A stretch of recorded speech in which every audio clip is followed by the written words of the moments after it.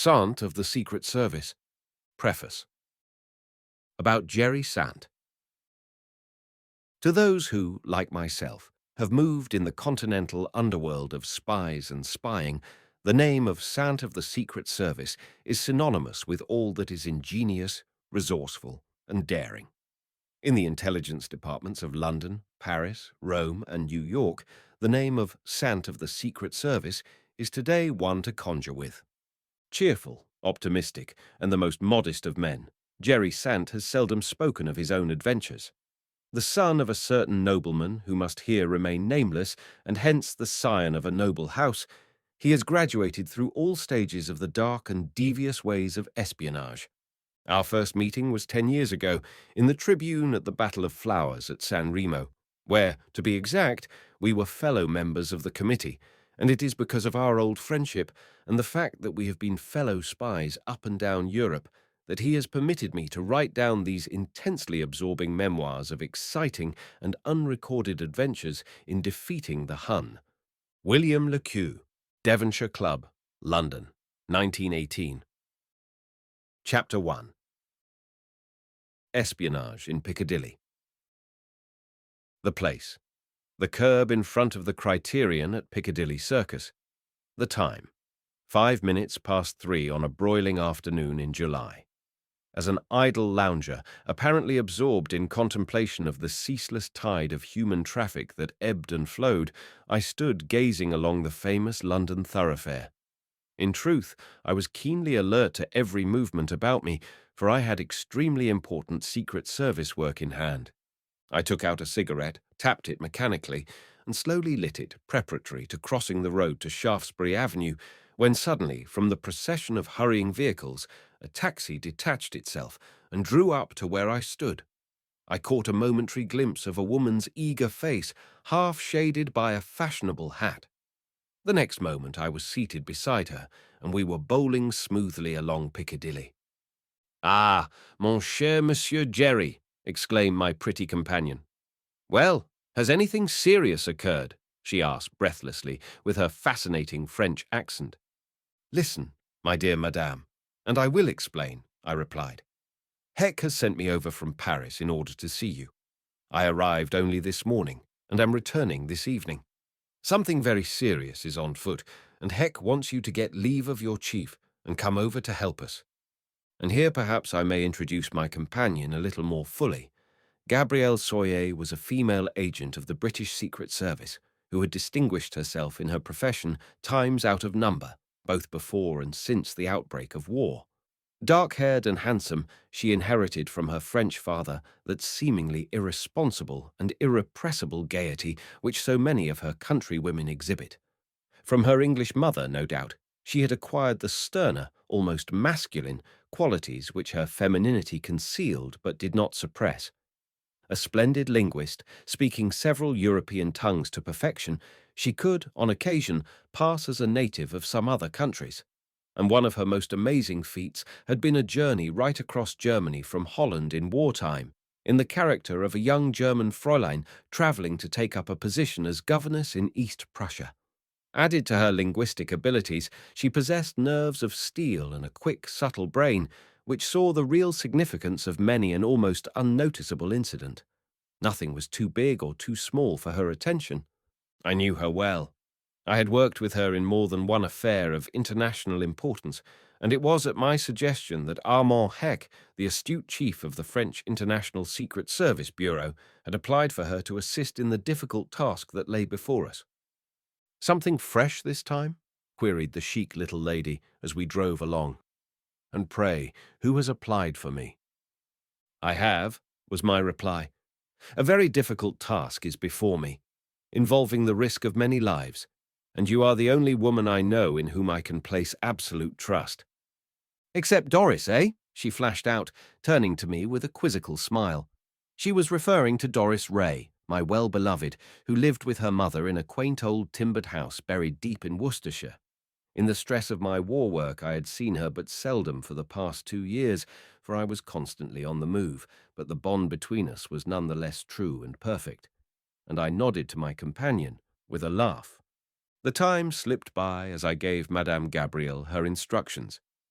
"Today is Tuesday," I said as we parted. "I shall expect you on Friday in Paris at the Orléans station. The express for Bordeaux leaves at 8:27. Watch for me and enter another compartment of the train without speaking. Somewhere on the journey, I will contrive to hand you your passport." "But what is the nature of this inquiry, Monsieur Sant?" Madame Gabrielle broke out. "Well, to be frank," I replied, "the French Admiralty report that the enemy has established a new secret submarine base off the Spanish coast. We are out to find it, and what is more, to carry out reprisals on the pirates." Madame, seeing a good chance of a desperate adventure, grinned with satisfaction. "Très bien," was her only comment. So we parted, she to her hotel, I to while away the few hours that remained to me before the departure of my train from Victoria.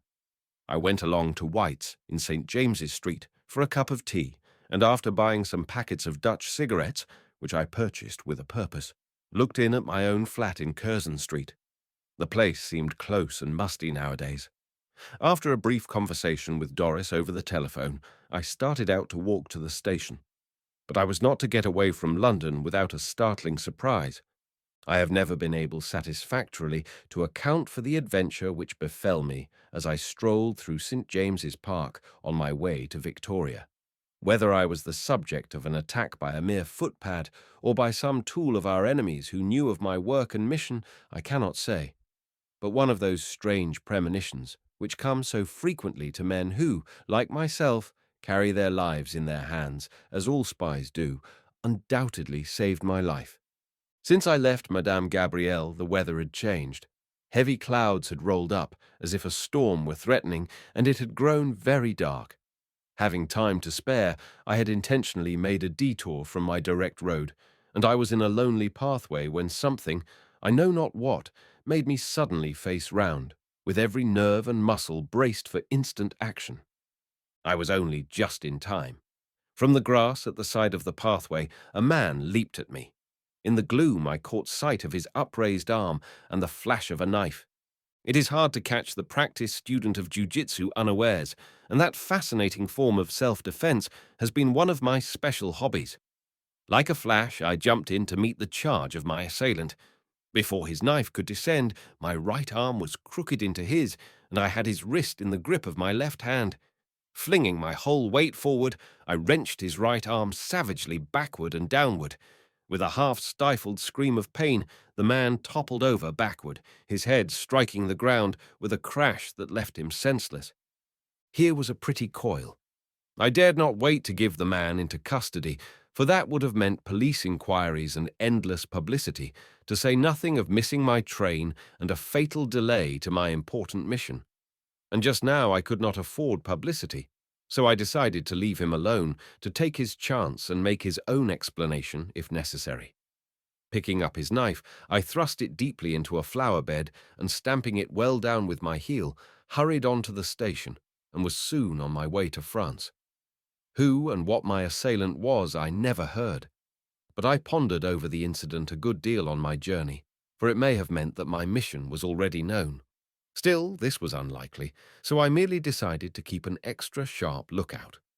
On Friday, at the hour I had appointed with Madame Gabrielle, I passed the barrier and walked along the platform of the Orléans station in Paris, where in the summer twilight the express, with its powerful, constantly exploding locomotive, stood ready for the long run across France to the Spanish frontier. I bought a copy of Le Soir at the bookstall, and while doing so, my eye fell on a rather shabbily dressed, insignificant-looking little man who apparently was lounging absently about. Every natural spy, if I may use the term, and I think I am one of them, possesses a large measure of that intuition, which is somewhat akin to a woman's power of frequently jumping to a perfectly correct conclusion without the trouble of logically working a problem out. The things which matter in our calling are often seemingly the most trivial.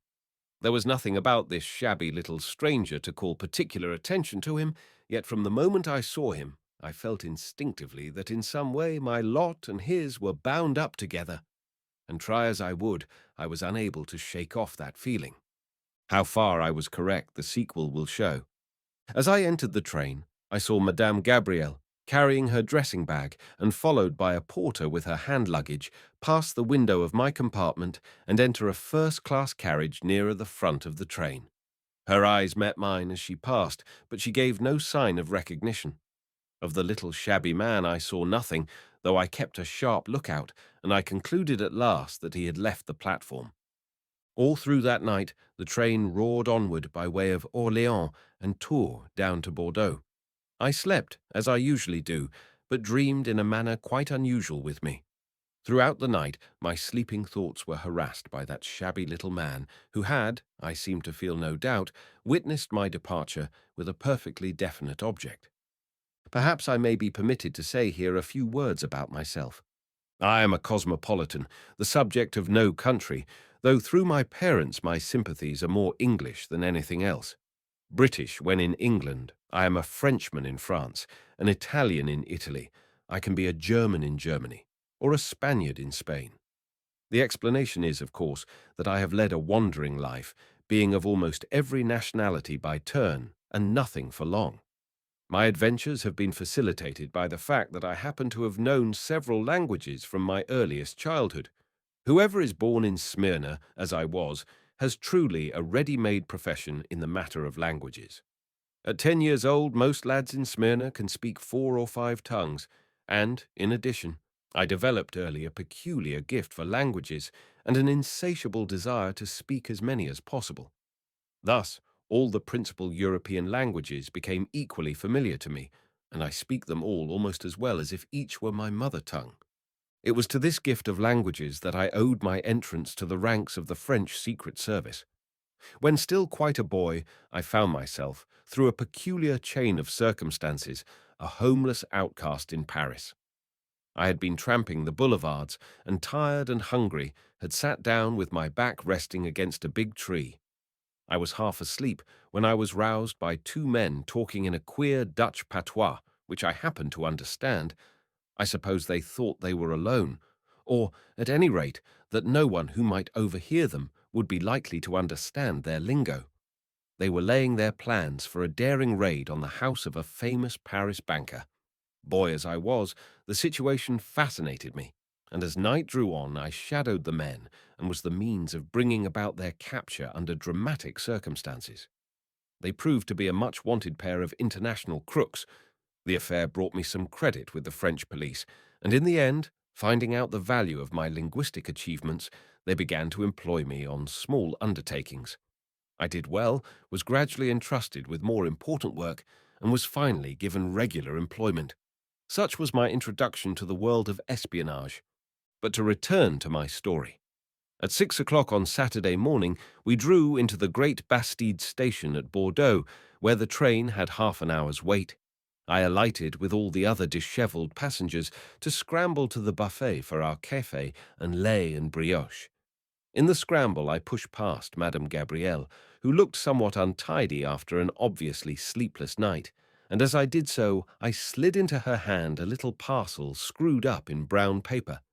In it was a note containing certain instructions, together with her passport, bearing her photograph in the name of Gabrielle Tavernier, described as variety artiste. So perfectly self-possessed was she that although she had not seen me, I had pushed up behind her, she never even turned her head as the note slipped into her hand. It was this self-control which made her an invaluable helper. Nothing ever seemed to take her by surprise or to betray her into a hasty word or action. I had just taken my first sip of coffee when, glancing across the big restaurant, I caught sight, among the crowd of third-class passengers who were thirstily quaffing their bowls, of that same shabby little man whose presence on the platform in Paris had given me such an unpleasant shock. Evidently he had managed to elude my observation and had joined the train without my seeing him. I had been beaten at my own game. I had thought I had shaken him off, and his presence was an intensely disagreeable surprise.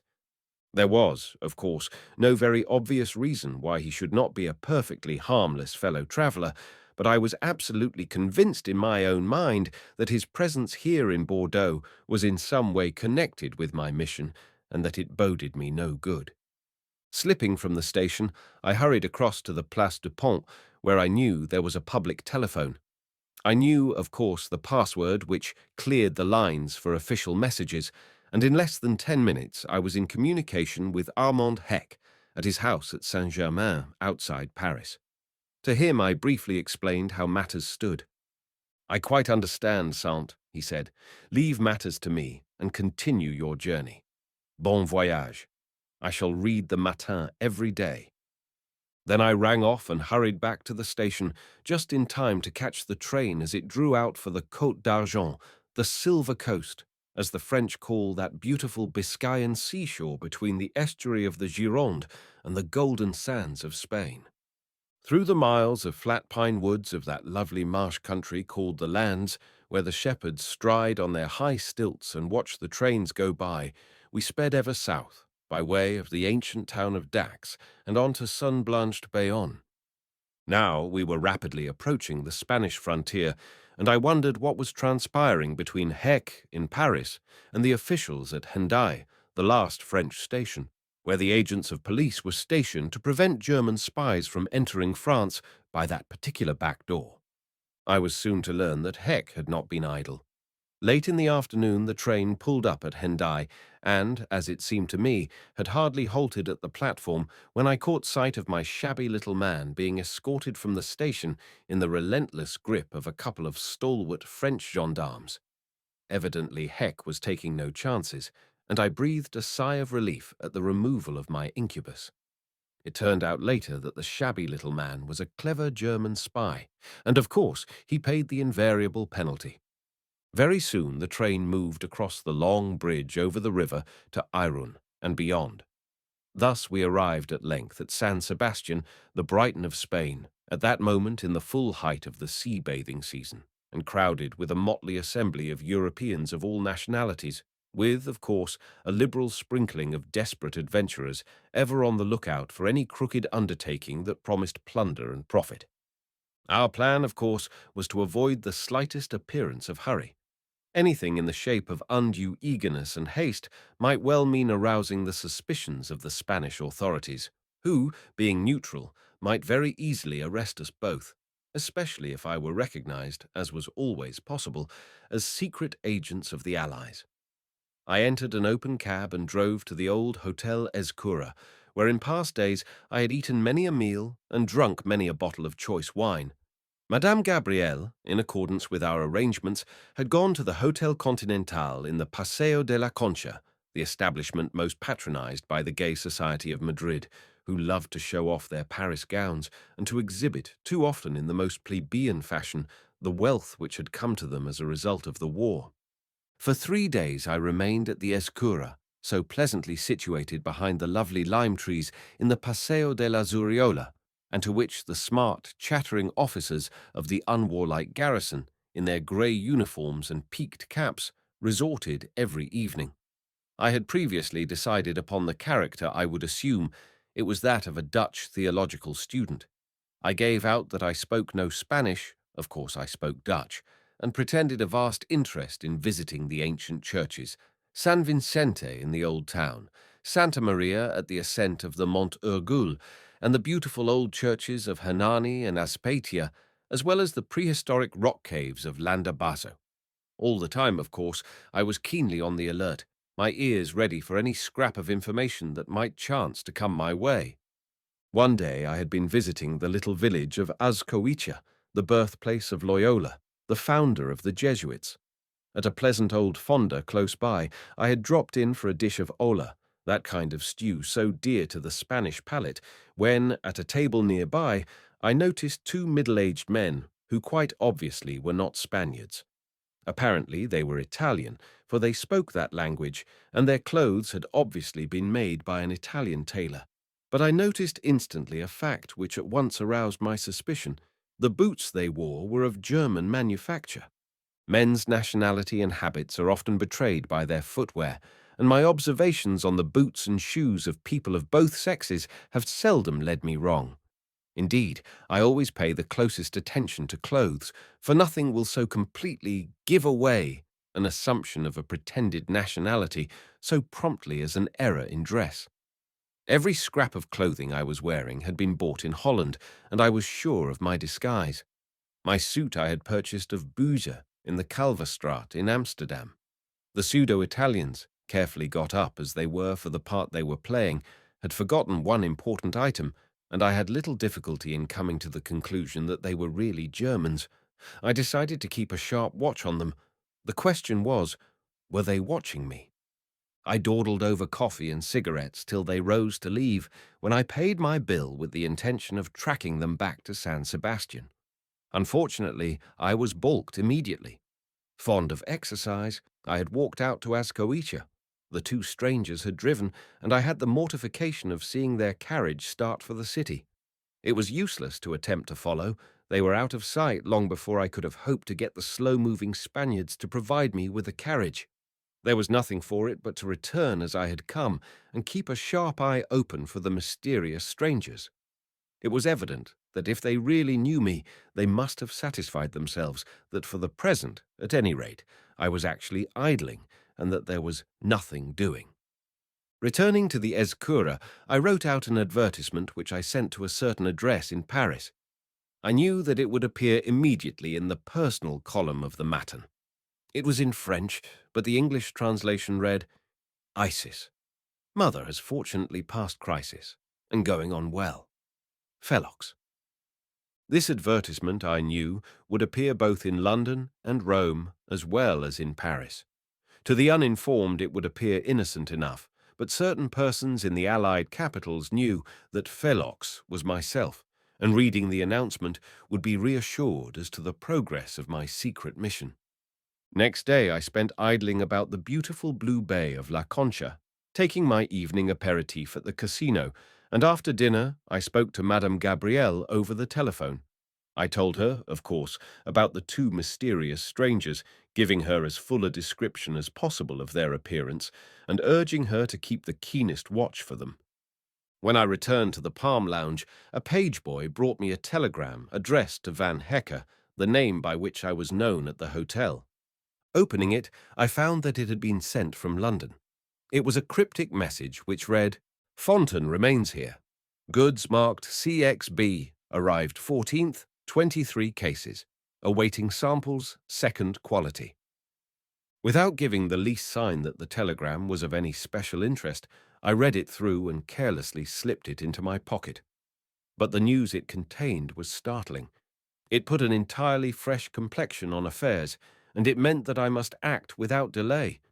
Unless within 24 hours or so I secured a triumph, my mission would be unsuccessful, and in all probability some 2,000 human lives would pay the price of my failure. It was absolutely essential that I should discover without delay the identity of Fontaine, for there lay the crux of my difficulty. With that knowledge in my possession, I should have more than a chance of success. Without it, I was merely a blind man groping in the dark. Chapter 2. Spying on Spies. The bold course was the only one possible. I walked straight to the Correo Central and, entering the Poste Restante, inquired casually for a telegram addressed to the name of Fontaine. It was called for half an hour ago, was the gruff reply of the little old Spaniard at the counter, who shot a quick look of suspicion at me, wondering, no doubt, how it came about that a second inquiry should be made for the same telegram. I bit my lip, but tried to appear unconcerned, and, after dispatching another message, went out filled with chagrin at having missed my objective by so narrow a margin. The time left me for action was growing desperately short, yet, rack my brains as I would, I could think of no way out of my difficulty. But my suspense was not to last long. As I walked slowly back to the Escura, my heart gave a sudden leap as I recognized, walking parallel with me on the opposite side of the road, one of the two mysterious Italians whom I had encountered a few days previously in the little fonda at Azcoitia. He was walking at about the same pace as myself, and I very quickly realized that he was carefully shadowing me. But that was a game at which two could play. Turning into a shop where there was a public telephone, I rang up Madame Gabrielle at the Continental, swiftly explained the circumstances to her, and implored her to hurry to meet me so that she could take off my hands the task of watching the Italians. Purposely, I set my steps toward the Continental, making a sharp turn from my direct road to do so, and my suspicion that I was the object of the Italian's attention was instantly confirmed. He turned at once to follow me, though apparently with so little of set intention that no one whose suspicions had not been aroused would have dreamed that he was being shadowed by a clever hand at the game. 10 minutes later, a grave-looking Spanish lady, wearing an ample mantilla, came slowly towards me. I was eagerly on the lookout for Madame Gabrielle, but I confess that for a moment I never suspected that she and the Spanish lady were identical. Indeed, it was not until she had attracted my attention by a slight but peculiar flip of the hand, which was one of our recognized private signals, that I realized who she was. So perfect was the disguise. However, my course was easy enough now. All I had to do was to indicate the Italian to her, and I knew I could safely leave in her hands the task of finding out all there was to know about him. I had crossed the road, and the Italian was some 50 yards behind us.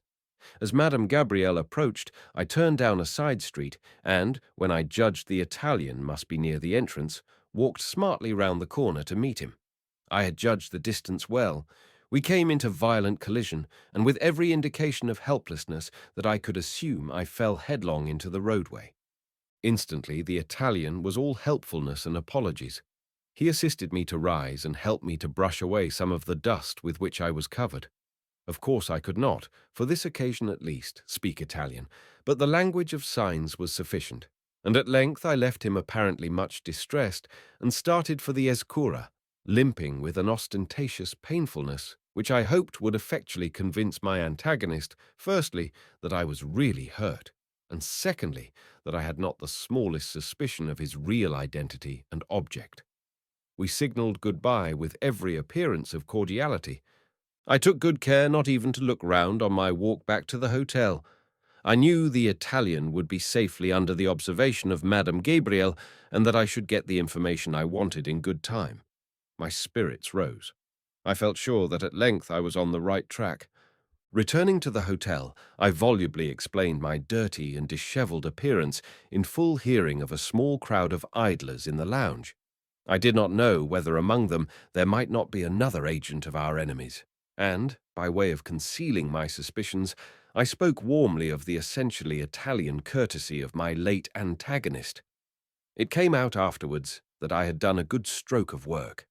The lounge did contain an enemy agent who was watching me, but so naturally was I able to speak that he actually reported that I had obviously not the smallest suspicion of the real calling of the mysterious Italian. Until I received some word from Madame Gabrielle, there was absolutely nothing that I could do, and I passed hour after hour in an inward fever of impotence and anxiety, though outwardly, I dare say, I was cool and unconcerned. One does not wear his heart upon his sleeve in the Secret Service. Dinner came, and I ate with an appetite, well knowing that at any moment a call might come which would tax my physical and mental powers to the uttermost. Having finished my dinner, the big Swiss porter came into the room and handed me a note, remarking in French, "This has just been brought by a boy, monsieur." Inside it, I found a plain visiting card of the size used by gentlemen. There was nothing else. Here, indeed, was the call to action.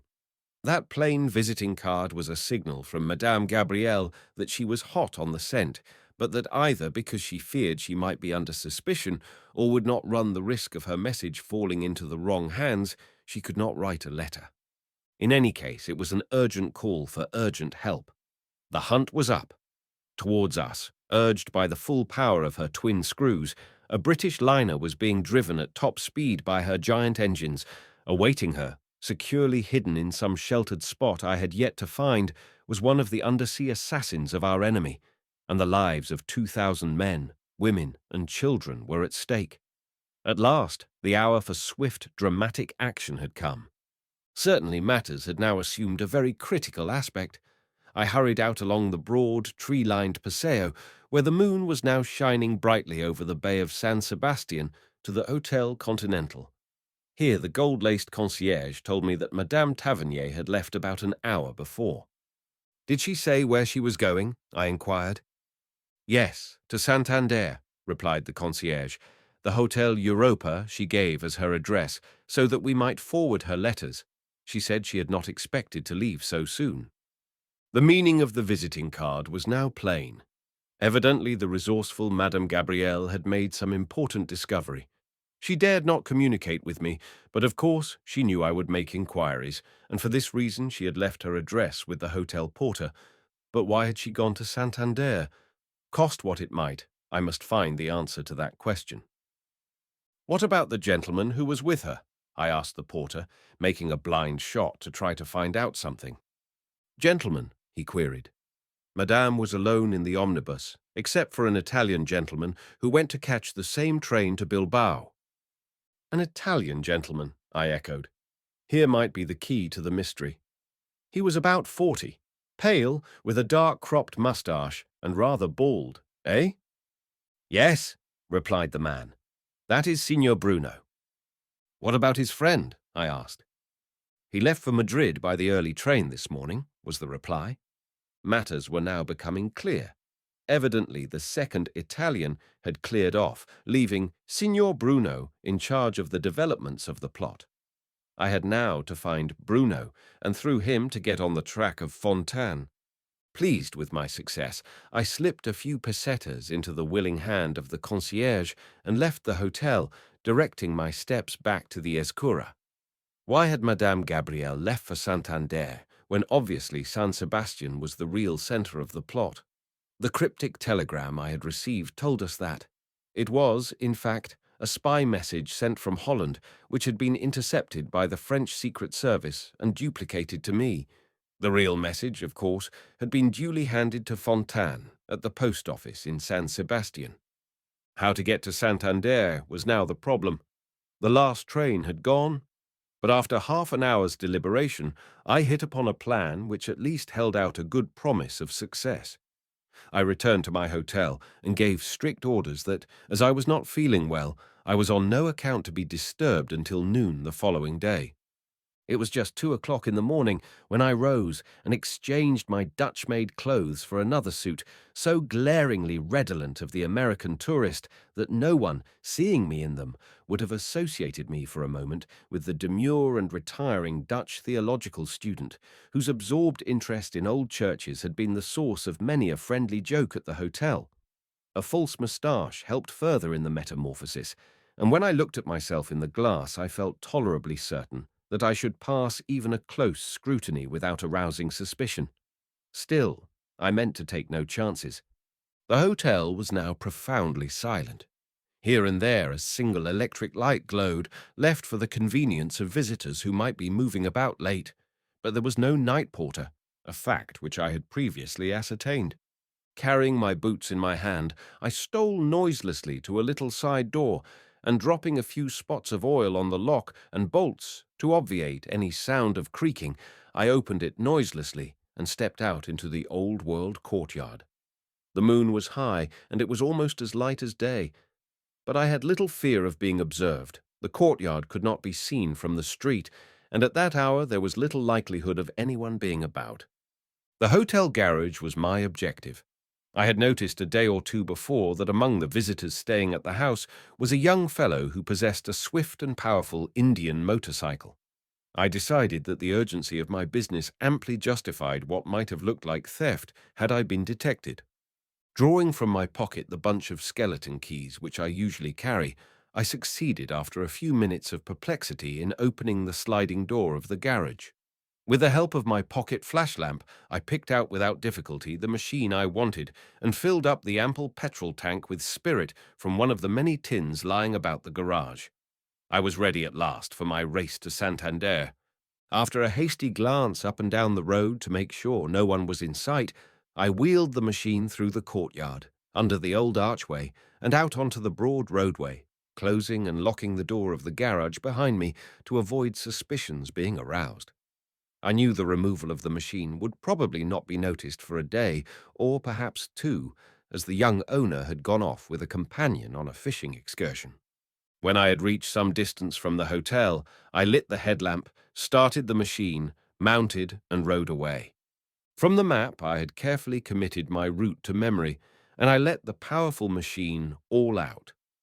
Travelling at considerably over 50 miles an hour, with the engine pulling as smoothly as a watch, I first went along the winding sea road, then away into the fertile valley of the Oria, and by the village of Aguinaga down to Zarauz, which was on the Biscayan beach again.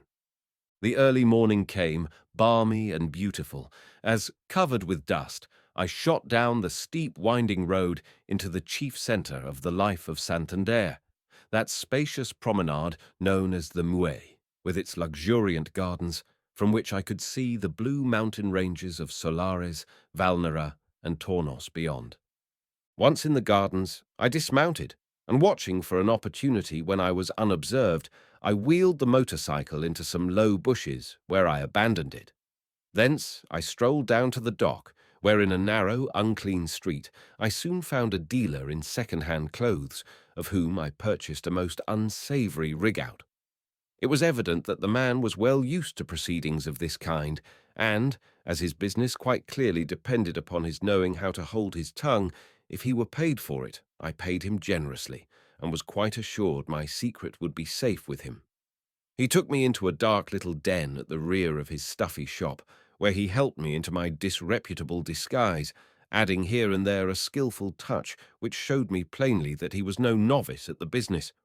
Arranging with him to keep my own clothes until I called again, I sallied forth, quite confident that I had effectually destroyed all traces of my identity and evaded the men who had been watching me at San Sebastian. To further my plans, I bought in the market a basket such as street hawkers carry and a quantity of oranges. Having done this, I sought out a quiet corner and, sitting down on the pavement, began eating some bread and olives I had bought, just as any other equally disreputable Spanish peddler might have done. I could hardly help laughing at the incongruity of my surroundings. Gerald Sant, to whom pretty well every fashionable hotel in Europe was intimately familiar, taking his breakfast of bread and olives, seated on the pavement in a Santander slum. But my breakfast was only a part of the work I had to do. Taking a cigarette from my case, I carefully slit it open, threw away the tobacco, and wrote a message upon the paper. Then, rolling the thin scrap, I placed it within a quill toothpick, plugging the sharpened end with a scrap of orange peel. Afterwards, I inserted the quill into the centre of one of the oranges, carefully covering up the puncture and drying it. Inside the quill was the translation, for Madame Gabrielle's benefit, of the Fontaine cable. Then, in the guise of a poor fruit seller, I sought out the hotel in the Calle Mendez, where I knew that Madame Gabrielle had arrived. I knew, of course, that she would be eagerly on the lookout for me, and that as she would guess I should be disguised, she would station herself in some prominent place where I could see her at once. Evidently, however, she did not expect me so soon. No doubt she had looked up the trains, and knowing that I must have missed the last one the previous night, would naturally conclude that I would arrive about midday. The stratagem of the bicycle had evidently not occurred to her. I drifted slowly backwards and forwards in front of the hotel, and after a time had the intense satisfaction of seeing the Italian, Signor Bruno, come lazily out and seat himself in a comfortable chair in the ample porch. It was obvious that he was expecting someone, for his eyes constantly searched the long, straight roadway. A moment later, Madame Gabrielle, daintily attired in the latest Parisian mode and carrying a sunshade, strolled leisurely into the porch. She was accompanied by a lady, obviously Spanish, with whom she had no doubt scraped a breakfast-table acquaintance. Despite the need for hurry, I could not help being amused at her evident failure to recognize me. Twice or three times I slouched past the hotel.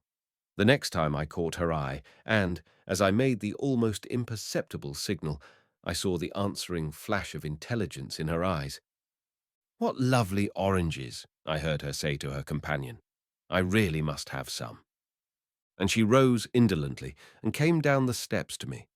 As if I had heard and understood nothing, I placed myself directly in her path, saying in a loud, whining voice in Spanish, "Buy some naranjas, lady. Do buy some. Very fine naranjas." Taking out her purse, Madame Gabrielle handed me a coin, and, as she did so, swung her sunshade round so as to interpose it directly between the Italian and myself.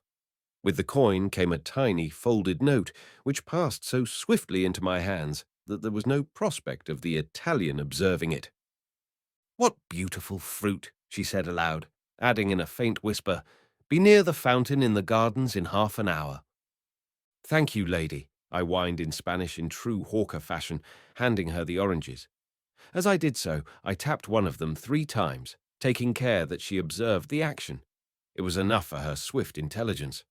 The next moment, touching my battered hat in respect, I slouched off, my basket on my arm, while she, apparently a summer visitor, carried the fresh-cut fruit, each with a leaf attached, just as dozens of others were doing when out for a walk before luncheon. I watched her return to the hotel, of course, to examine her oranges. Lazily drifting along the road, I made my way to the gardens, and was soon stretched indolently in the sunshine within easy sight of the great fountain. Under cover of my battered hat, I read Madame Gabrielle's tiny note. It had evidently been written to be ready for a hurried meeting, and ran, "They will meet tonight on the coast road a mile out of the town near the Big Oak. Bruno and Fontaine will be there at 10:30. The attempt is to be made shortly. I dare not risk speaking." But it was essential we should speak, and I had my plan cut and dried. When Madame Gabrielle came in sight, I was startled to see the Italian following her. Could his suspicions have been aroused, I wondered. Hitherto Madame Gabrielle had been shadowing him. Were the positions now reversed? I noticed she looked pale and anxious. It was evident something untoward had occurred. Long before, we had taught ourselves to send messages in the Morse code by finger movements, the raising or dropping of a finger representing the dots and dashes of the code. Thus, so long as we could see each other's hands, we could communicate rapidly and silently. Failing direct sight, we had only to tap out the message. Gabrielle seated herself negligently on a seat and produced a book, which she read industriously, quite unconscious to all seeming of the disreputable fruit seller lying asleep on the grass, his face shaded from the hot sun by his broad-brimmed hat. The Italian, in the meantime, had seated himself on a seat a few yards away. Whether he suspected me I do not know, probably not. But beneath the brim of my hat I could see Madame Gabrielle's delicate hand and arm flung carelessly across the back of the seat. Her fingers, screened from the Italian's sight, rapidly ticked out their message. "I got your note.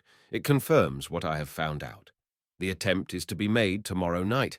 Bruno has been talking with a dark, sailor-looking man who I think must be Fontaine. I overheard them from the balcony outside their room. I suppose I must have made some sound, for Bruno came out hurriedly onto the balcony.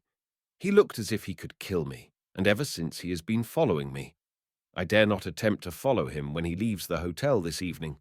The arrangement may be a blind. You must watch him all you can.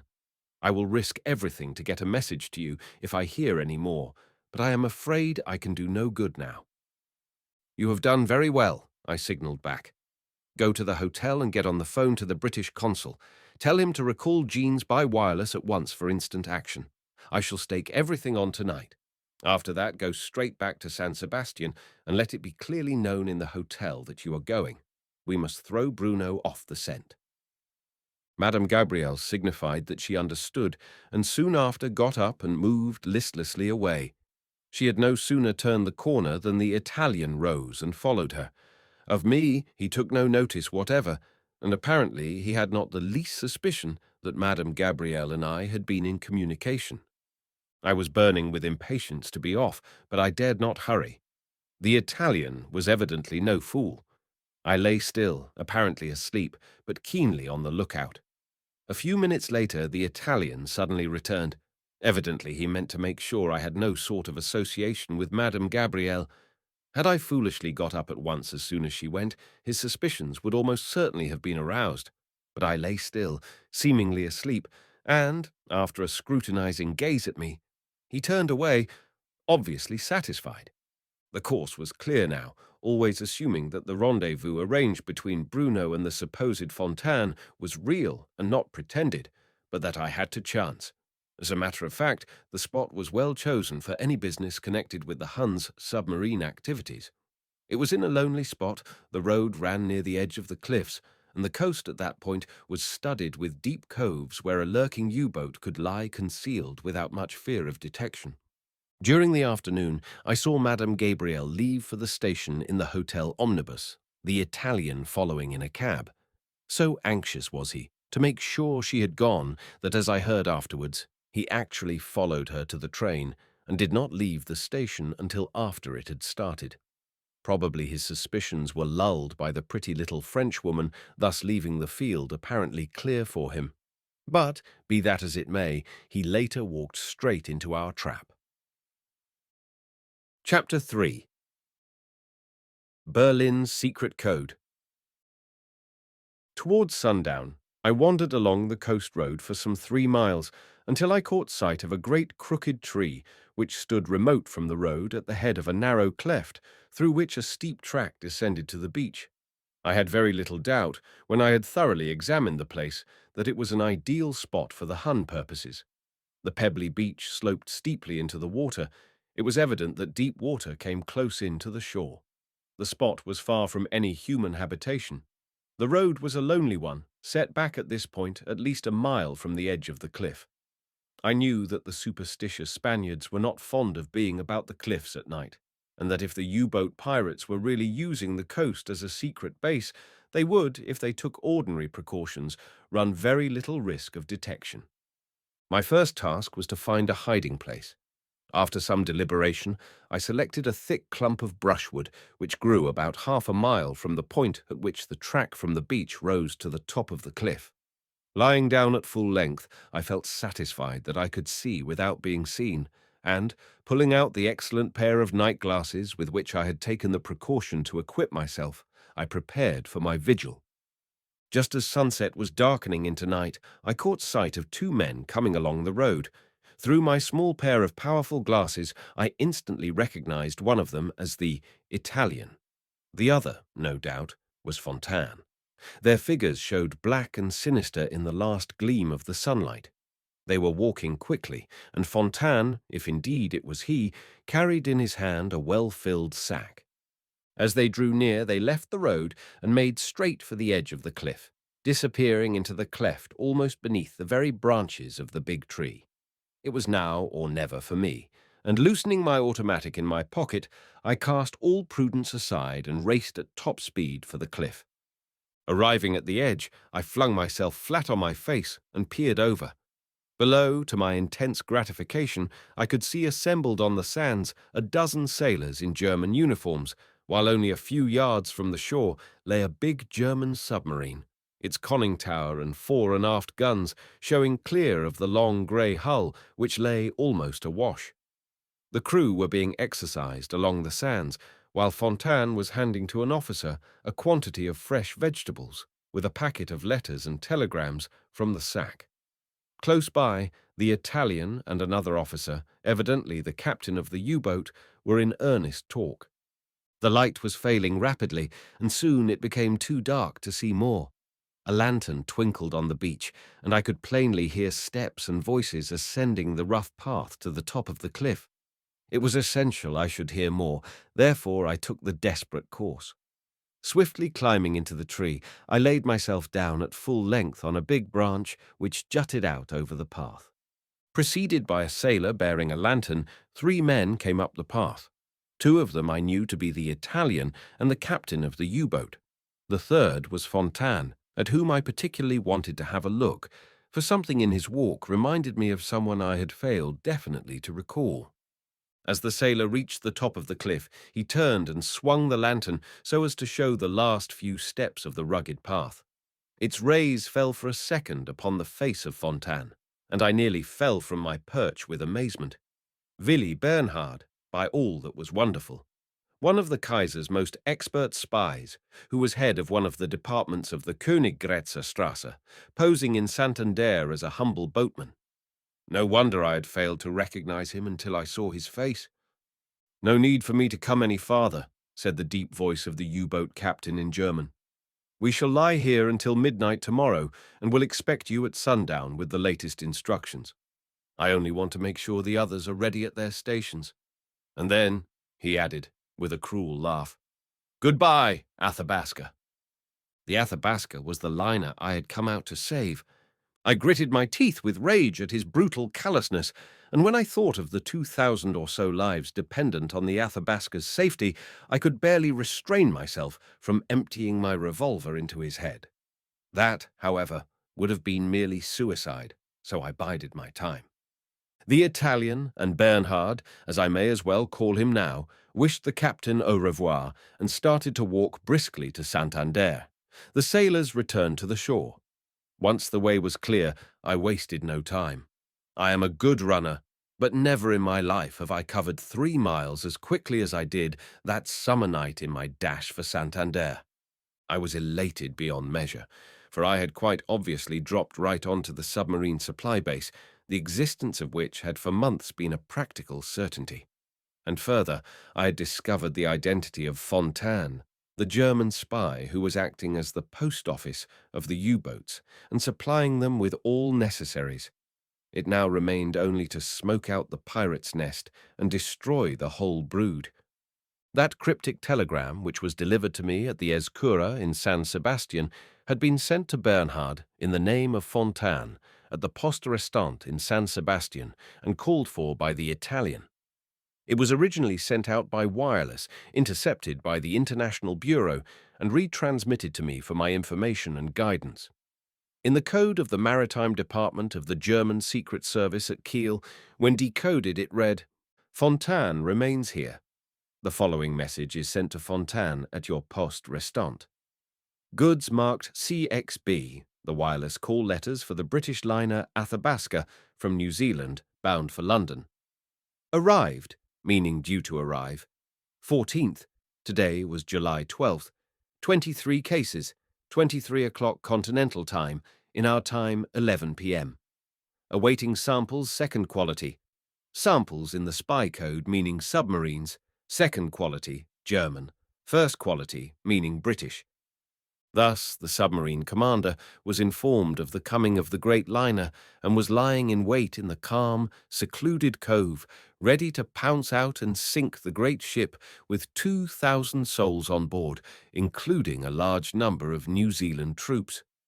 Racing into Santander, I made for the British consul's house, presenting so disreputable a figure that it was only with the utmost difficulty that I secured admission to the consul himself.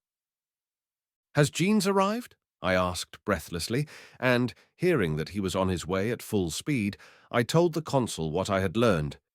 Clearly it would be touch and go, but we had a little time in hand. The submarine would not leave the cove until after midnight on the 13th. Today was the 12th, so as to be just in time to place herself across the path of the oncoming liner.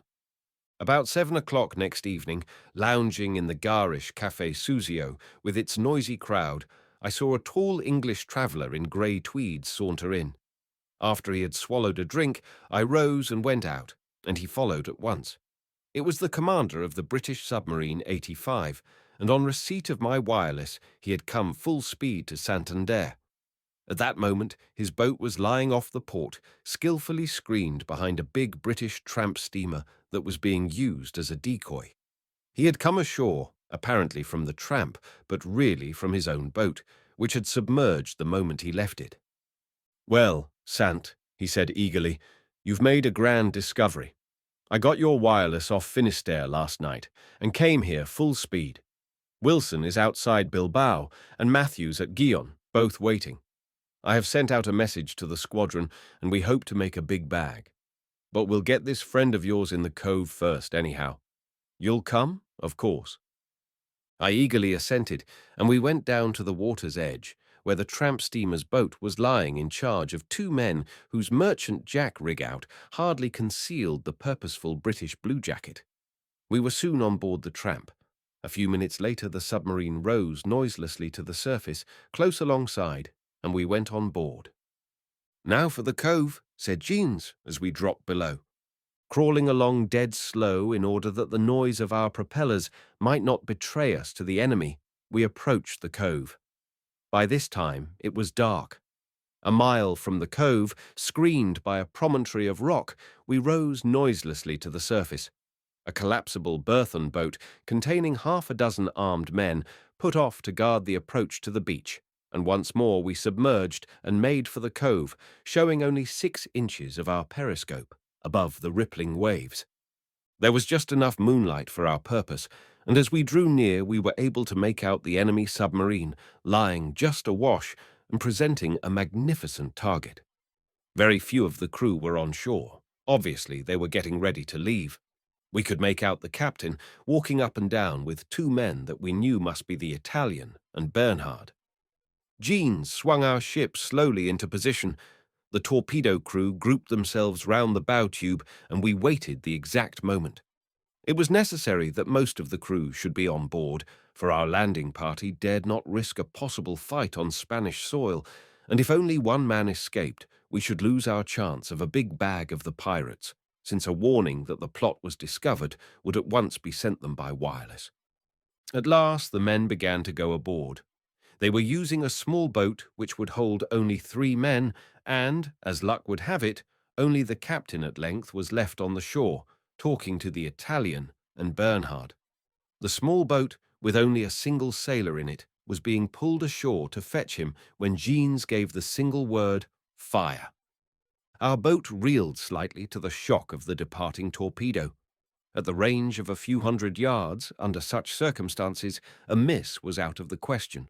A few seconds later, a ponderous boom, blanketed by the waters, told us our torpedo had exploded, and gazing eagerly into the mirror of the periscope, I saw a blood-red flash as the enemy ship apparently flew to pieces in a confused column of spray and smoke.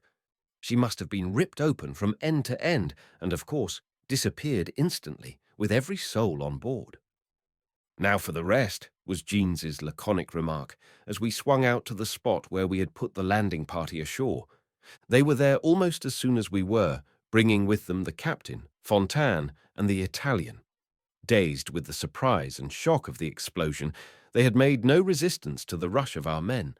The captain, indeed, had recovered himself sufficiently to throw into the sea a case of papers, but a sailor had dived and recovered it, and to our intense delight we found it gave details of the exact plans which had been made for the destruction of the Athabasca, with the precise points at which 5 successive U-boats were to lie in wait for her. This was luck indeed. Soon we were on our way to intercept and destroy the first of the lurking Huns.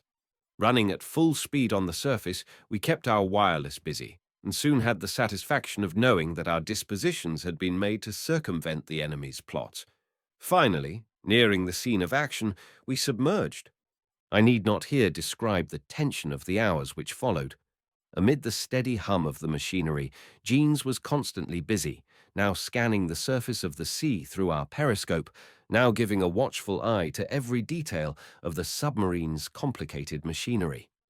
At last, just as the first grey streaks of dawn showed on the horizon, he called me to the periscope, and, reflected in the mirror, I saw faintly the thin plume of smoke from the funnels of the approaching liner.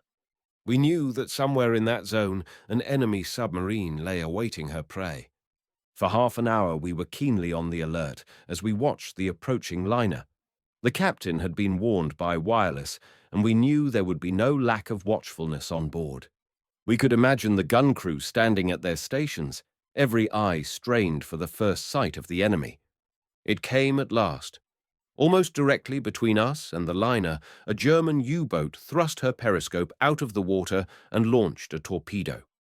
We saw the big liner swing suddenly to her swiftly ported helm, and we heard afterwards that, owing to her steersman's promptness, the torpedo missed her bow by not more than a few feet. Just as the liner turned, the submarine broke water. Why, I never could understand. Probably her commander was too supremely certain that his shot had gone home, or else some error in navigation had brought him to the surface earlier than he intended, for obviously it was his duty to remain submerged until he was sure his work was done. Be that as it may, it was his last mistake. As the grey whaleback of the submarine rose above the water, the gun of the Athabasca spoke. The first shot was over, the second short. Before the third was fired, we had also bobbed up suddenly, and the U-boat found herself the target of 2 antagonists. There could be only one end to such a fight. Almost simultaneously, the third shot of the Athabasca and our first rang out, and both shells found their mark. One struck the conning tower fair and square, blowing it clean away. The other crashed into the upper part of the hull, tearing a huge gap, and in a few seconds the enemy vessel had sunk with all hands, leaving only a flood of oil on the heaving surface of the sea to show where she had disappeared. Next day I was on the Sud Express for Paris, while Madame Gabrielle, whom I had recalled by wire, followed me a few hours later. From Heck in Paris, I learned the full sequel of our adventure. No news of the affair ever leaked out to the public, but it appears that, owing to the discovery of the plans from Kiel in possession of the submarine's captain and our wireless messages, French destroyers and British submarines, operating together, had within 12 hours cleaned out the pirates' nest, sinking 4 more submarines and taking nearly 60 prisoners, most of whom are now behind barbed wire in Wales. Chapter 4. The Hidden Hand in Britain. Ah, my dear Heck, you have now set me a very difficult task, very difficult indeed. I found myself saying a few weeks later, after I had mastered, with a good deal of trouble, a formidable dossier which had been laid before me by the astute chief of the French Secret Service, now promoted, by the way, to be chief of the International Secret Service Bureau of the Allies. Though the time had been short since my return from Spain, much had happened. At length, unity of command in contra-espionage work had been realized as an absolute essential for securing a definite mastery over the incessant plottings of the Huns, and, with the cordial goodwill of all, Armand Heck, whose brilliant abilities had given him a commanding position, had been unanimously chosen for the much-coveted post. "I admit it is extremely difficult," said the short, grey-bearded, alert little man, knocking the ash from his excellent cigar, leaning back in his cane-deck chair, and regarding me with an amused smile. "It is so difficult that I confess I do not see my way at all clearly. For that reason I have put the matter before you." "There can be no doubt about the seriousness of the affair," I said. "The French service have done very well so far, and so have our friends in London. We are quite well aware that during the past few weeks there has been an amazing recrudescence of German espionage, both here and in England, and even Whitehall is seriously alarmed. There is good reason for believing that working drawings of the new British trench mortars have, by some means, been smuggled over to Germany. How they got out is a complete mystery, for the control at all the ports has been stricter than ever. Yet Van Ecker has managed to get through to Holland a message from Berlin which leaves very little doubt as to the fact. It is undeniably serious, for the new mortar is a wonderful production, and I happen to know that it was intended to be one of the grand surprises in the Allies' spring offensive." Heck grunted, and I paused. Then I went on saying, "We have a pretty good idea of the traitor in the department concerned, and he is now safely under lock and key. Unfortunately, the mischief was done before he was even suspected, and the closest inquiries have failed to unearth any of his associates who would be regarded as in the slightest degree doubtful. It looks very much like a case of a hitherto thoroughly reliable man yielding to a sudden and overpowering temptation, while the real culprit, the man who pulled the strings, remains undiscovered. No doubt Count Weddell and his precious propaganda department have a first-class man at work, and they have so cleverly covered up the tracks that the method of their latest coup remains a mystery. It is perfectly obvious that the subterranean work of Germany is even now proceeding in France, Italy, and Great Britain." "Exactly, mon cher Sant. And you must take this particular matter in hand at once and try to discover at least one of the fingers of what your good friends across the Channel call so appropriately the hidden hand. For myself, I feel quite sure that at last, after much seeking, we have alighted on the source of the whole affair, so far as England and France are concerned." Our conversation had taken place at Armand Heck's house out at Saint-Germain, beyond Paris. I had come post-haste from Lausanne, where I had been engaged with Poiry, an ex-agent of the Paris Sûreté, upon another matter. An urgent telegram from Heck had warned me that the new business was most important, hence I had lost no time in answering his summons. It was a warm afternoon, and we were seated out on the terrace overlooking the pretty garden. which was the hobby of the most remarkable and resourceful secret agent in all Europe. To outward seeming, Armand Heck was a prosperous Parisian financial agent whose offices in the Boulevard des Capucines, opposite the Grand Hotel, were visited by all sorts of persons of both sexes. None, excepting those in the know, suspected that these handsome offices, with the white-headed old concierge wearing the ribbon of 1870, were in reality no mere financial establishment, but the headquarters of the international espionage of the Allies.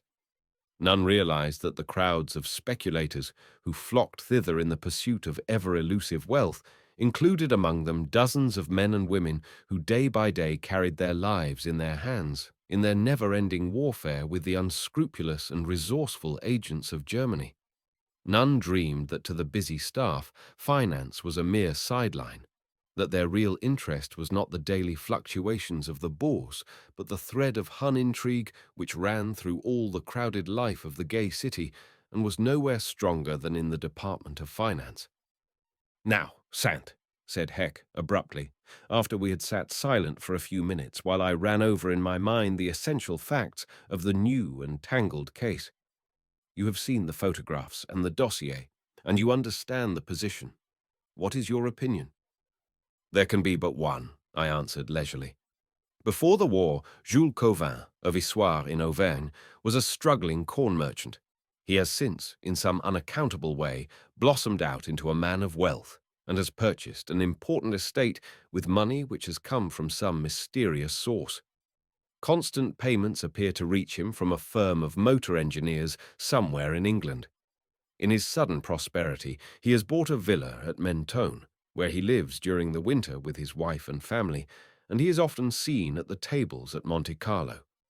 Among those who have stayed with him at the Villa des Fleurs was the Russian colonel Miasoyadev, who was recently hanged as a spy of Germany. There can be only one conclusion from all this." "Ah, my friend, I see you have mastered the essentials," said Heck approvingly. "Now Cauvin and all his friends are under the strictest surveillance. The question is how we are to secure evidence to convict him of the espionage he is undoubtedly concerned in. We can arrest him, of course, at any moment. He has no chance whatever of getting away. Every letter he sends or receives is opened and photographed, yet, up to the present, he has been too clever for us. If he were put on trial for espionage tomorrow, not even his friendship with Miasoyadev would prevent him from being acquitted. We have no evidence against him whatever, beyond the fact of his sudden wealth, and that, even in these times, is not enough." And Heck looked at me with an appeal in those soft, strange eyes of his. I could see that the case of Cauvin presented itself to him as supremely important, and that it must be solved if we were ever to grapple successfully with the mysterious, deadly influence whose workings we could feel and trace all around us, but the real wielder of which appeared constantly to slip through our fingers. "I quite understand you," I said, sipping the little glass of Cointreau he had offered me. "There is only one thing to be done. We must find that finger of the hidden hand in England." "Exactly, my dear Sant," exclaimed my chief, with a quick gesture of approval. "We seem to be losing ground day by day. Why? At all costs the position must be retrieved. You will want Madame Soyer to help you. Let me see. She is at present in England. I sent her across only a week ago to make some inquiries. Excuse me a moment while I speak to Guillet." And he left me to go to the telephone. Monsieur Guillet was his private secretary, who controlled his financial office in the Boulevard des Capucines. A few minutes later, he returned, saying, "Madame is today at the Midland Grand Hotel in Manchester. Presuming that you wish to meet her, I have told Guillet to telegraph, asking her, if possible, to meet you tomorrow night in London." "No," I said at once. "That won't do. We cannot begin to work in England yet. I must learn a lot more about this interesting person Cauvin, who has so mysteriously acquired a fortune. Then we will begin to probe matters across the Channel. Recall Madame Gabrielle here, and we will set to work. But it will be extremely difficult. The investigation of the hidden hand in England has always met with failure, so far as the principals are concerned. We have caught one or two of the minor tools, but the mastermind has always eluded us. although the British Secret Service is most excellent. Ah, mon cher Sant, there I agree most cordially with you. The world little dreams of the astuteness and resourcefulness of our colleagues at Whitehall. One day it will know, and it will be greatly surprised. Very well, I will order Madame Gabrielle to come direct to Paris. Again he rose, and during his absence I once more glanced at the formidable dossier concerning the wealthy Jules Cauvin, who was so well known in the gay night life of Paris, whose smart wife was one of the leaders in the social world, and who had recently established a hospital out at Neuilly, where his wife and daughter worked unceasingly on behalf of the wounded. According to one report, the suspected man was in the habit of entertaining certain high officials of the state at his fine house close to the Étoile, and he had several bosom friends in the Admiralty. Such was the present position of a man who only 5 years ago was a struggling corn merchant in rural Auvergne. I lit a cigarette and reflected. By the time Heck had returned, I had hit upon the rough outlines of a plan. First of all, I said, you must call off the surveillance on Cauvin. I must have a free hand in the affair, and the Sûreté must not interfere in any way. If Cauvin gains the slightest suspicion, we shall certainly fail. Secondly, I must have a good man to assist me. Aubert did extremely well in the case of Marguerite Zell, the dancing woman who came from The Hague. I will have him. I shall leave Paris this evening. Tell Madame Gabrielle to come home and wait till I return, and to hold herself in readiness with Aubert. Heck nodded his assent, but did not ask me a single question. That was what I liked most about him. He never asked one how he intended to proceed. His trust, when it was given, was complete. He expected results, and did not bother about mere details. Yet, when his assistance was asked at a difficult point, he was always completely at the service of his employees. He knew I had no particular affection for the Sûreté, because in one important case they had bungled and brought me to disaster which nearly cost me my life. So he merely shook hands and wished me good luck. 24 hours later, I arrived at the Hôtel de la Poste in Issoire, a dull, remote little town in Auvergne, and next morning set about making inquiries regarding Jules Cauvin. First of all, I looked up the entry of his birth at the prefecture, which showed that he was the son of the village postman of Champay, 7 miles from Issoire. I found out also that his father had been imprisoned for 7 years for thefts of letters. It was necessary to make many inquiries without arousing suspicion. Therefore, I was compelled to spend several days at my task. I made some interesting discoveries, for naturally the entire neighborhood was familiar with Cauvin's rise to wealth, and he had been put under that microscopic observation and discussion which is so marked a feature of provincial life everywhere, but especially in France. I chanced upon a retired butcher named de Metz, in whose debt Cauvin had been to the extent of nearly 2,000 francs. De Metz had been on the point of suing for the money when, to his intense surprise, Cauvin called one day with a bundle of 1,000-franc notes in his hand and threw out 3, saying gleefully, "The extra 1,000 is for interest, my dear friend. I invented an improvement in automobile engines a year ago and patented it. A big firm in England has taken up my invention, and my fortune is made." Naturally enough, the retired butcher had been keenly interested in Cauvin's sudden wealth and had tried to question him about it. But the postman's son was too wily to be drawn. He declared that the invention was a secret, that it would revolutionize the motor trade, and that the English syndicate which had bought it meant to spring it upon the market as a complete surprise. I soon found out that the man Cauvin was not popular. True, he flung his money about, and there were few local institutions which had not benefited by his largesse. But there is no population in the world so suspicious as the French provincial, and it was evident that the ex-postman's son had entirely failed in his prosperity to win either the affection or the confidence of those who had known him in his earlier and humbler days. De Metz voiced the prevailing suspicion. "Where does his money come from, monsieur?" he asked me. "From a motor invention. Bah! What does Jules Cauvin know about motors? He had hardly ever been in one before he grew so suddenly rich. There is something mysterious about it all." But it was evident that even Demetz had not the least inkling of the real truth, and of course I did not breathe a syllable of it to him. The matter was of extreme urgency, and I did not allow the grass to grow under my feet. I had promised Doris to spend a week with her in Worcestershire, but this was impossible. I knew, however, that she had long wished for a trip to Mentone, so I sent her a wire, asking her to come with her mother and meet me there. A few hours after I got the reply I wished for, and the following afternoon I alighted upon the long platform at Mentone. 2 days later I was joined at my hotel by Doris and her mother. In Mentone, of course, my objective was the Villa des Fleurs. I particularly wanted to have a good look round the interior of that interesting house.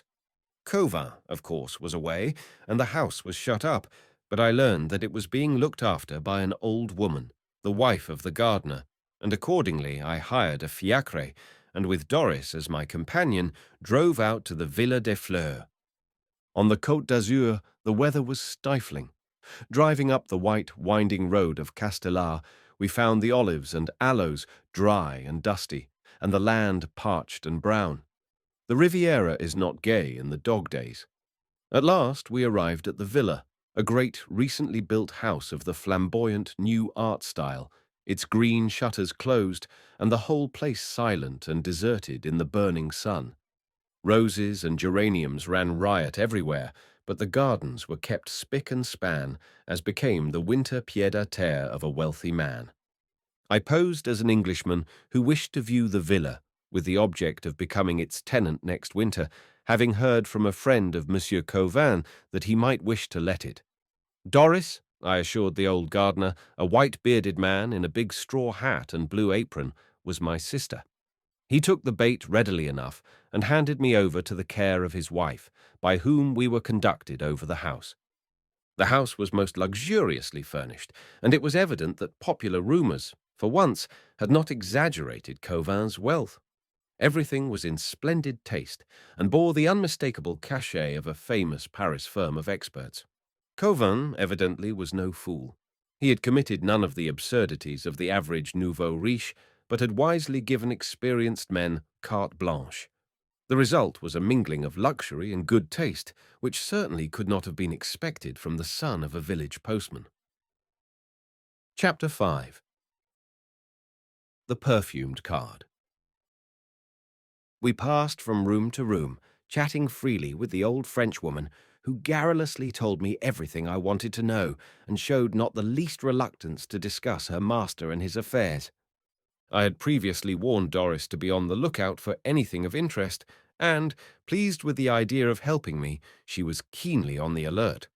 I was soon to have good reason to bless the lucky inspiration which had led me to fetch her to Mentone at a time when most people prefer to give it a wide berth. After visiting a number of rooms, we came at last to the front entrance, and the aged housekeeper seemed to think we were leaving. But I had not yet caught sight of Cauvin's private room, and I knew that unless I saw that my journey would be fruitless. "It is a very nice house," I said to our guide, "and the gardens are beautiful, but I have much writing to do, and there does not seem to be any room which would serve well as a study." She hesitated obviously. "Well," she said slowly, "there is Monsieur's private room, but it is locked. If Monsieur desires it, I will fetch the key." "I might as well see it," I said, as carelessly as I could. "I must have some private den of my own," I went on. The old dame shuffled off for the key, and I gave Doris a special hint to keep her eyes wide open. When the old woman returned, she led us directly to Cauvin's private room, a good-sized apartment, furnished something after the pattern of the library of the ordinary English house. I noticed immediately that it had double doors. Evidently, Cauvin had good reasons for making sure that there should be no eavesdropping when he was at home. Leading from it was a large salon, upholstered in pale blue silk, and the old woman passed into this in order to open the sun shutters and admit the light. In the window of the library was a big American roll-top desk, which stood open and was rather dusty. The green blotting pad remained just as the master of the house had left it, and near it lay a pile of miscellaneous and dusty-looking papers. I was glancing round when I was startled by a faint, gasping sob, and looking round, saw with alarm that Doris had dropped into a chair, apparently faint. The old woman had rushed to her assistance. "It is nothing, only the heat," murmured Doris faintly.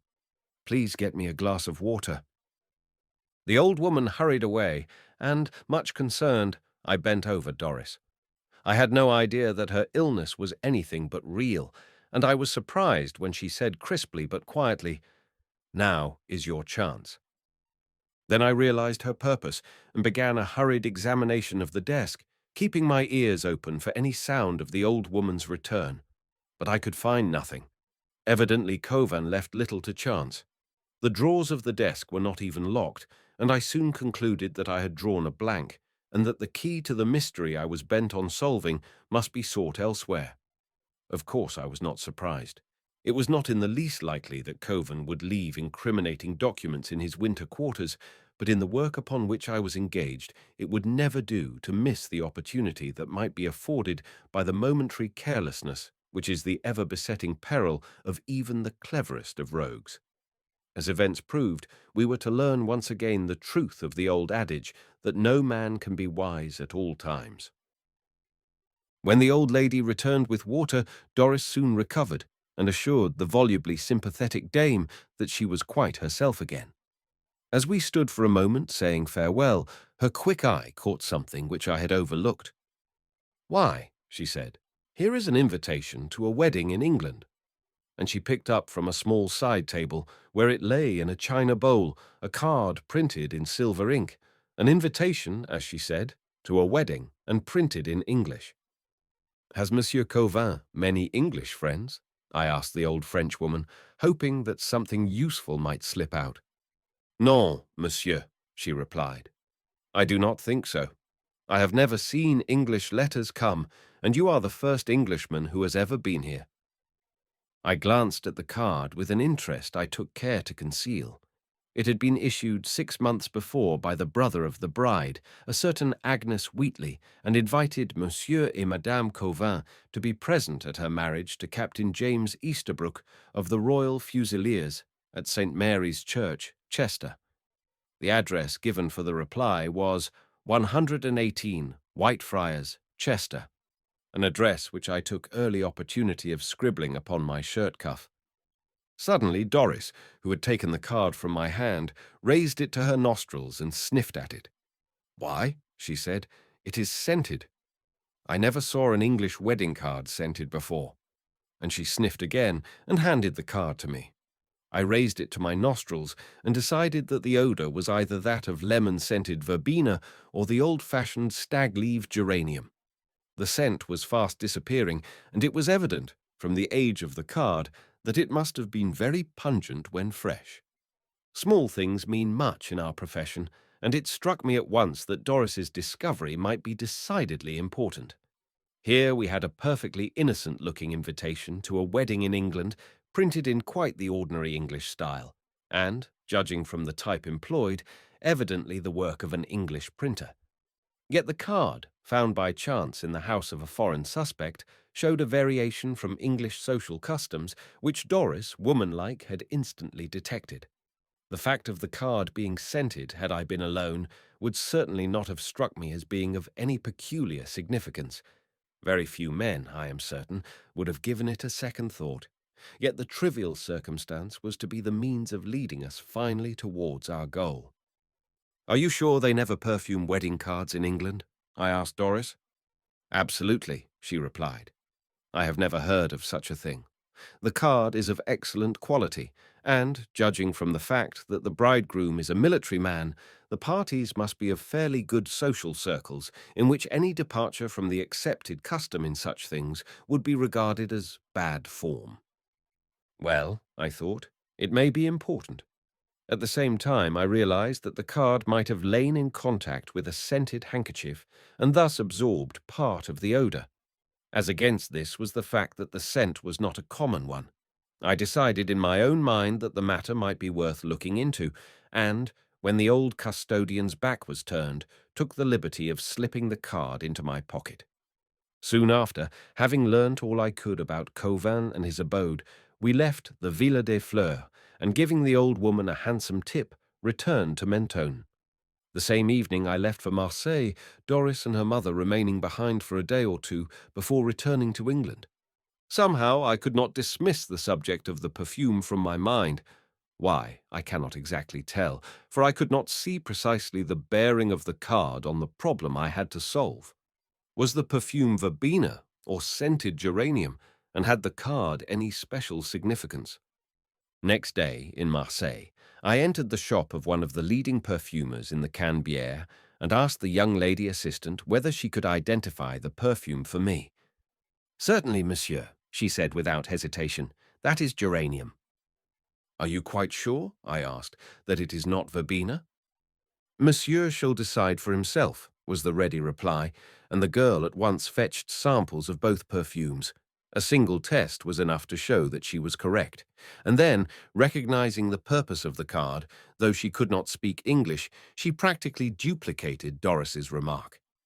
"Is it not unusual, monsieur, to scent a wedding card?" That set me thinking furiously. It was quite possible that Doris might have made a mistake about a point of social etiquette, but here was a young Frenchwoman corroborating her in quite a dramatic fashion.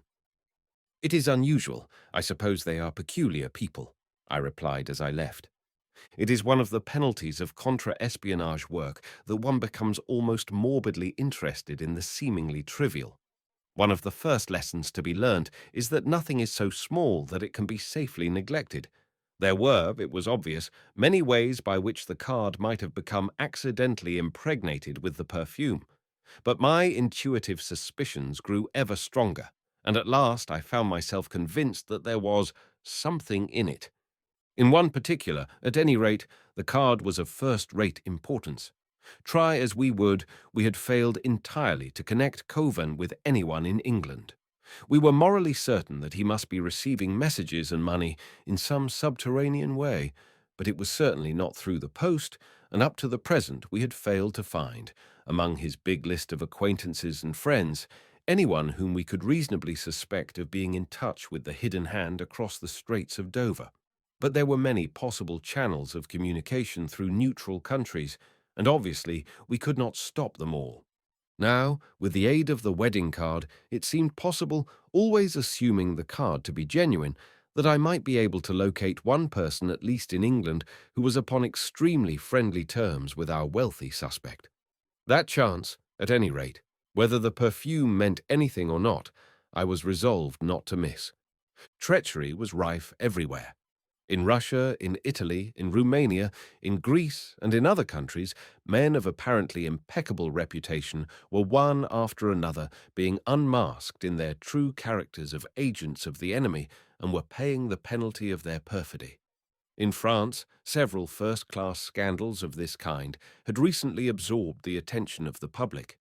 That England had hitherto been comparatively free from any of these causes célèbres was due, as I well knew, not to the absence of culprits, but to the lazy British good nature, which, coupled with the apathy of men in high places who had always laughed to scorn the very idea of the German spy in England, refused to look unpleasant facts in the face unless they became unduly obtrusive, and the picked men of the Hun Spy Bureau could be trusted not to make themselves conspicuous.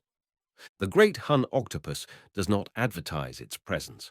It puts its faith in the powerful god Mammon, always sure of finding willing victims, and his chief disciple, blackmail. Some day or other I may be able to tell the story in more detail. It will certainly be of absorbing interest. At present, however, it must give way to the exigencies of the war situation. The Germans would be only too glad to learn just how much we know. The British public would probably explode into a blaze of indignation if they once fully realized the supine attitude of their rulers to the ever-present and ever-growing menace of the German spy in their midst.